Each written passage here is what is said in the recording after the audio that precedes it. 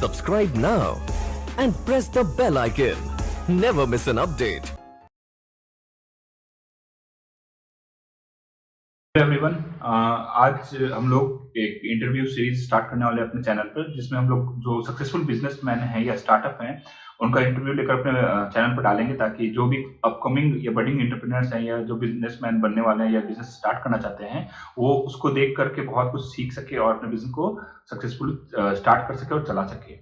तो आज पहला जो वीडियो है वो मैं बनाना चाहूँगा एक जो बिहार के बहुत ही सक्सेसफुल स्टार्टअप हैं जो आईटी फील्ड में काम कर रहे हैं, जो website designing, software development, AR VR, बहुत सारी जो टेक्नोलॉजी नई नई आ रही है उस पर रिसर्च डेवलपमेंट कर रहे हैं, काम कर रहे हैं। वैसे ही एक स्टार्टअप है और जो बिहार स्टार्टअप से भी रिकॉग्नाइज है, उन्होंने फंड भी उठाया हुआ है। वैसे इस एक स्टार्टअप को आज हम लोग इस वीडियो में ला रहे हैं, तो चलिए इस वीडियो को स्टार्ट करते हैं। हेलो एवरीवन, नमस्कार। तो मैं इनके बारे में बता दूं, ये बहुत ही सक्सेसफुल बिजनेस स्टार्टअप जो आईटी फील्ड में काम कर रहे हैं उसके ऑनर हैं। और इनका जो स्टार्टअप पहले जिस नाम से काम करते थे टेकेक्स लैब LLP के नाम से काम करते थे, अब मेटावर्स और AR village private limited company बनाकर ये काम कर रहे हैं। इन्होंने बिहार सरकार से फंड भी उठाया है और ये बहुत सारे एक्सपीरियंस इनके पास जो आपके साथ शेयर करेंगे। तो पहला प्रश्न मैं आपसे पूछना चाहूँगा संदीप जी, इनका नाम बता दूँ, ये संदीप जी हैं और ये ऑनर हैं AR विलेज प्राइवेट लिमिटेड में डायरेक्टर हैं और टेकेक्स लैब LLP में पार्टनर हैं। तो पहला प्रश्न मैं सबके रिव्यूअर्स के लिए पूछना चाहूँगा कि आपने जो बिजनेस स्टार्ट किया, इस बिजनेस को आईटी फील्ड में आप क्यों आए? क्या फैक्टर था जो आप इस बिजनेस को आपने चुना है? हमने आईटी फील्ड में को इसलिए चुना क्योंकि आईटी से मैं बचपन से मेरे कंप्यूटर में मेरे बहुत इंटरेस्ट था, इसलिए मैं आगे जाकर के मैंने कंप्यूटर में भी बैचलर्स अपने BCA कंप्लीट किया और कंप्यूटर में ही मैं बहुत सारी चीज़ सीखा, फ्रीलांसिंग स्टार्ट किया। मुझे कंप्यूटर में जब भी काम करता था तो 10-10 घंटे मेरे लिए कम पड़ते थे, तो मुझे इसमें इंटरेस्ट था, इसलिए मैंने इस पर काम किया। मतलब आपका इंटरेस्ट था इस फील्ड में, इसलिए आप बिजनेस में आए हैं। तो आप हमारे व्यूअर्स को थोड़ा अपने बिजनेस के बारे में बताइए, मतलब बिजनेस किस चीज़ से रिलेटेड है, क्या प्रोडक्ट सर्विसेज आप प्रोवाइड करते हैं? हमारा बेसिकली 2 ब्रांड नेम है। एक पहला टेकेक्स लैब, जिसमें हम लोग आईटी सर्विसेज प्रोवाइड करते हैं। उसके अंदर हम लोग वेबसाइट बनाते हैं, ऐप बनाते हैं, डिजिटल मार्केटिंग सर्विसेज प्रोवाइड करते हैं, इसमें social media ads, SEO, social media marketing सारा करते हैं। और दूसरा कंपनी है हमारा मेटावर्स में हम लोग मेडिकल सेक्टर में मेडिकल एजुकेशन को हम लोग AR VR की मदद से पूरा चेंज कर रहे हैं। तो उसमें बेसिकली हम लोग मेन प्रॉब्लम जो है ना, एनाटॉमी को याद करने का, मेमोरी पावर बढ़ाने का, जो एनाटॉमी होता है उसको 3D विजुलाइज करना पड़ता है, उसको याद नहीं कर सकते हैं, सामने दिखता नहीं है क्योंकि बॉडी को काट के अलग सामने हर बार देखना पॉसिबल नहीं है। तो आप उसको वर्चुअल रियलिटी की मदद से उसको VR के अंदर में जितना चाहे उतना एक्सपेरिमेंट कर सकते हैं, उसके अंदर सर्जरी वगैरह सब कर सकते हैं। तो इस पर हम लोग काम कर रहे हैं। अगला जो प्रश्न है वो सबसे बहुत इंपॉर्टेंट है स्टार्टअप जो बिजनेस स्टार्ट करना चाहते हैं, कि आपने जो अपना बिजनेस स्टार्ट किया तो उसका बिजनेस आपने कैसे शुरू किया, कौन कौन से रजिस्ट्रेशन लाइसेंसेस आपको लेने पड़े, और कोई भी जो व्यूअर्स हैं वो अगर इस आईटी फील्ड में बिजनेस को स्टार्ट करना चाहेंगे तो उनको कौन कौन से रजिस्ट्रेशन लाइसेंसेस लेने पड़ेंगे? हमने जब बिजनेस स्टार्ट किया तो हमने कोई पैसा इसमें इन्वेस्ट नहीं किया, हमने इसको जीरो से स्टार्ट किया। हमने इन्वेस्ट किया अपना टाइम लगाया।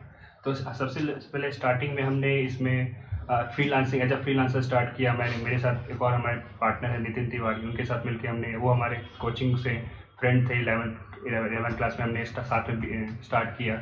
वहाँ पे हम IT के लिए पढ़ने गए थे, लेकिन IT हमसे हो नहीं पाया, तो हम लोग बिजनेस कर रहे हैं।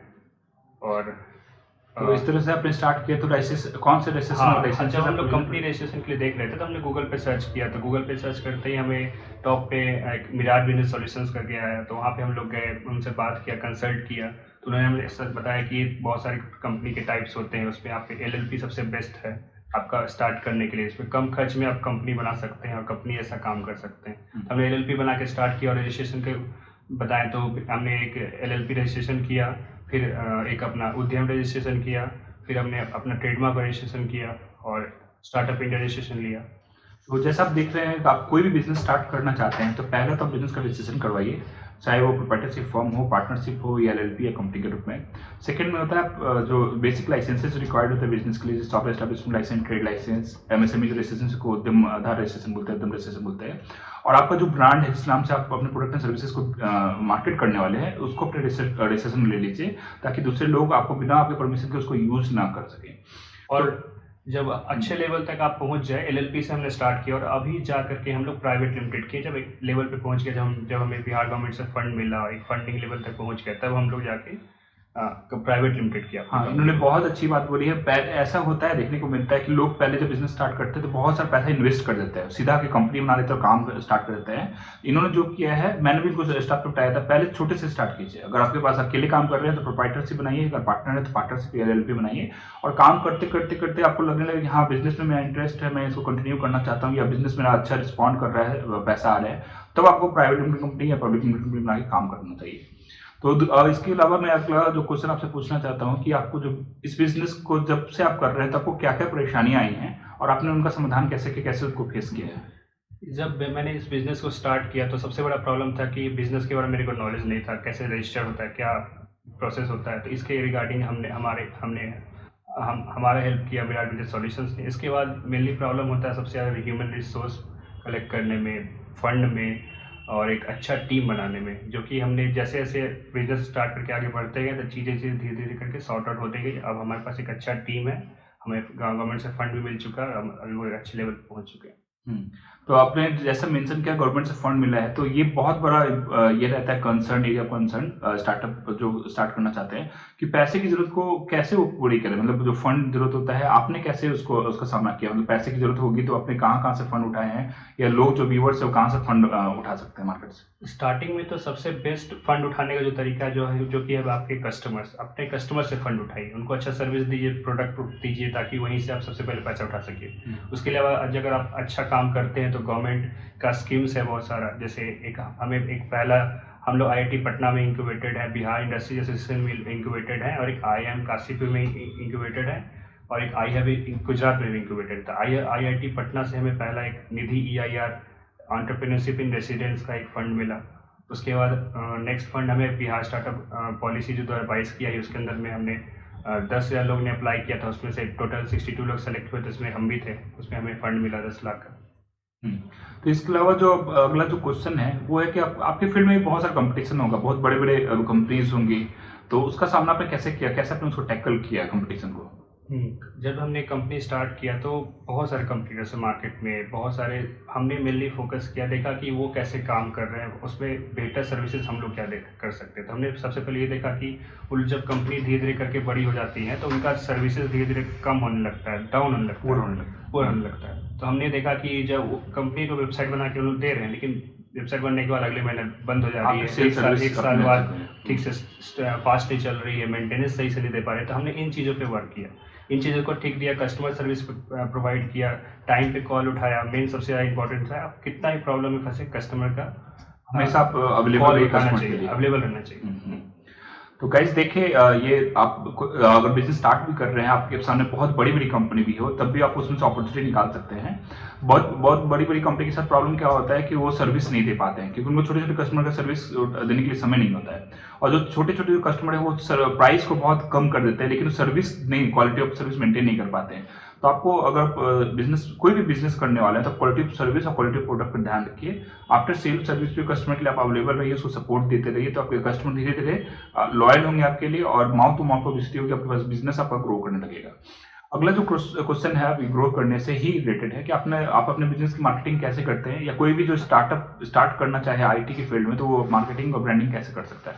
कोई भी स्टार्टअप हो या MSME, अगर आपको बिजनेस करना है तो सबसे ज़्यादा आपको ऑनलाइन जाना पड़ेगा। उसके लिए जरूरत पड़ता है आपको वेबसाइट बनाना होगा, आपको डिजिटल मार्केटिंग करना होगा, SEO करना होगा, सर्च इंजन ऑप्टिमाइजेशन करना होगा, उसके बाद फिर सोशल मीडिया एड्स रन करना होगा, मैनेजमेंट सोशल मीडिया पे आपको प्रेजेंस अच्छा करना होगा। सबसे ज़्यादा जरूरी है अच्छा सर्विस देना। जब आप अच्छा सर्विस देते हैं तो सबसे ज़्यादा अच्छा होता है माउथ टू माउथ प्रमोशन, आपके कस्टमर ही दूसरे कस्टमर ला के आपको देते हैं, वो जो कि सबसे बेस्ट मार्केटिंग होता है।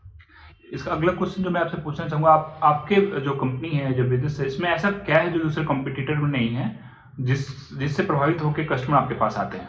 हमारा सबसे अच्छा बोल सके तो क्वालिटी ऑफ सर्विस। हम लोग टाइम फोन उठाते हैं टाइम पे, ऐसा नहीं है कि हम लोग डिले करते हैं। कस्टमर सर्विस देना, हाँ 12 बजे भी फ़ोन करें तो हम लोग उठाते हैं, 24/7 अवेलेबल रहते हैं, और सर्विस अच्छा देते हैं बेसिकली। तब सर्विस से खुश होकर के कस्टमर ज़्यादा पे करने के लिए भी रेडी हो जाते हैं। तो आप देखेंगे गैस ये कस्टमाइज सर्विस देते हैं, जो कस्टमर को जैसी रिक्वायरमेंट हो वैसा ही कम ज़्यादा प्राइस में उनके लिए एक सुटेबल पैकेज बना के सर्विस देते हैं। और कस्टमर फोकस है, कस्टमर फोकस का मतलब होता है आप कस्टमर सेंट्रिक बने, कस्टमर को अच्छी सर्विस दें, जब भी वो कॉल करे तो आप उसको रिस्पॉन्ड करें, क्वालिटी सर्विस मेंटेन करें, सेल्स के बाद भी आप कस्टमर का ध्यान रखें, वो बहुत ही इंपॉर्टेंट होता है किसी भी बिजनेस के लिए। हमारा बिजनेस बस वेबसाइट बना के देने तक का काम नहीं होता, उसके बाद भी वेबसाइट बनाने के बाद आप कैसे वेबसाइट का यूटिलाइज करके अपने बिजनेस को ग्रो करें, उसमें भी हम लोग कंसल्टेंसी प्रोवाइड करते हैं ताकि आप बिजनेस अपना ग्रो कर सकें। इसका मतलब है कि अगर कोई भी व्यूअर्स अगर आईटी बिजनेस में आना चाहता है तो वो आपके साथ जुड़कर भी काम कर सकता है। ठीक है, तो अब एक और जो अगला क्वेश्चन मैं पूछना चाहूंगा आपसे कि अगर आपका कोई बिजनेस करना चाहता है, आपके फील्ड में आना चाहता है, तो उसको क्या आप एडवाइस देना चाहेंगे? अगर आईटी फील्ड में आ रहा है, वेबसाइट डेवलपमेंट के फील्ड में आ रहा है या सॉफ्टवेयर डेवलपमेंट के फील्ड में आ रहा है, सॉफ्टवेयर की जो कंपनी होती है बहुत बड़ी बड़ी होती है। बड़े बड़े बिजनेस में क्या होता है कि कोई टेस्टिंग कर रहा है, कोई डेवलप कर रहा है, कोई डिजाइन कर रहा है, तो कोई एक जो आदमी सॉफ्टवेयर के फील्ड में आ रहा है या वेबसाइट के फील्ड में आ रहा है इस बिजनेस में, तो उसको क्या आप एडवाइस देंगे? सबसे पहले जो अगर आप कोई भी बिजनेस स्टार्ट कर रहे हैं, चाहे सॉफ्टवेयर डेवलपमेंट हो या फिर कोई भी बिजनेस हो, तो आपका एक इंटरेस्ट होना चाहिए उस पर, आपको एक पागलपन जैसा होना चाहिए कि ये करना है तो मुझे करना है, तो आपका एक इंटरेस्ट होना चाहिए। इंटरेस्ट होने के बाद जैसे जैसे आप इसको स्टार्ट करेंगे तो आपको जरूरत पड़ेगी कि टीम की, हर एक चीज़ आप अकेले नहीं कर सकते हैं, क्योंकि इसके लिए बहुत ज़रूरी होता है टीम। तो हमारे पास भी टीम है, हमारी कंपनी में भी एक HR हैं, एक टेक्निकल डिपार्टमेंट के हेड हैं, एक फाइनेंस डिपार्टमेंट के हेड हैं, एक सेल्स डिपार्टमेंट के हेड है, तो सभी का अपना रोल काम डिफाइंड होता है, जो एक प्रॉपर चेन में काम होता है, एक प्रॉपर प्रोफेशनल तरीके से। अगर वैसे आप नहीं करेंगे तो आप सही तरीके से ग्रो नहीं होंगे, ये बहुत ज़रूरी है। और इसके अलावा लास्ट जो मैं आपसे क्वेश्चन पूछना चाहूंगा कि आपका फ्यूचर प्लान क्या है, और अपना आईटी फील्ड में बिहार में और इंडिया में आप क्या स्कोप देखते हैं, आगे आने वाली संभावनाएं क्या हैं, जो नए व्यूअर्स आना चाहते हैं आईटी फील्ड में उनके लिए संभावनाएं क्या हैं, और आपका फ्यूचर प्लान क्या है? हमारा फ्यूचर प्लान ये है कि बेसिकली हम लोग नए नए टेक्नोलॉजी पे वर्क करना चाहते हैं। आईटी सर्विसेज से लेकर के हम लोग आने वाली टेक्नोलॉजी जैसे AI है, AR है, VR है, ML है, इस पे हम लोग वर्क करना चाहते हैं। और साथ ही हम लोग बिहार के लिए कुछ करना चाहते हैं लोग, क्योंकि आप देख सकते हैं कि बड़े बड़े लोग बिहार से बाहर जाके काम करते हैं, बिहार में कुछ नहीं करते। तो हम लोग चाहते हैं कि बिहार में रह कर ही हम लोग यहाँ पे इस्टेब्लिश करें अपना कंपनी, हमारा हेडक्वार्टर बिहार में हो, और बिहार को हम लोग सारा जगह नाम इसका फैलाएं। ये तो बहुत अच्छी बात कही आपने। इंडिया में क्या है कि बहुत सारे स्टेट का नाम हो गया, जैसे जयपुर हो गया, बेंगलोर हो गया, दिल्ली हो गया, लेकिन बिहार में कोई भी ऐसा ब्रांडिंग नहीं होती थी। यहाँ की जो बड़ी बड़ी कंपनी भी हुई है, जैसे एल्केम हुई है, अब SI सिक्योरिटी की बात करें तो वो यहाँ से निकल करके कहीं और शिफ्ट कर गए। अब बिहार में रहकर बिहार के बारे में सोच रहे हैं, और हर स्टार्टअप जो बिहार से उनको सोचना चाहिए कि यहाँ रहकर ही बिहार का नाम आगे ले जाएं। तो इसके साथ ही ये वीडियो का जो आज का वीडियो था, इंटरव्यू का वीडियो था संदीप जी के साथ, मैं उसको समाप्त करता हूँ। और मैं आपका धन्यवाद करता हूँ जो आप हमारे वीडियो में आए, और आशा करता हूँ अगर व्यूअर्स को कोई हेल्प चाहिए होगा आईटी फील्ड से रिलेटेड, वेबसाइट डेवलपमेंट हो, सॉफ्टवेयर डेवलपमेंट हो, AR VR हो, तो वो आपसे संपर्क करेंगे। आपका नंबर मैं वीडियो के डिस्क्रिप्शन में दे दूंगा, और आप अगर कुछ लास्ट में कुछ कहना चाहते हैं तो आप कह सकते हैं। नहीं, बस मैं आपका बहुत बहुत शुक्रिया अदा करता हूँ कि आप मुझे इस वीडियो में लाएं और आप मुझे अपना जर्नी शेयर करने का मौका मिला। ठीक है संदीप जी, आपका बहुत बहुत धन्यवाद। मैं आप लोगों का भी बहुत बहुत धन्यवाद करता हूँ जो आप वीडियो को देख रहे थे। Thank you for watching.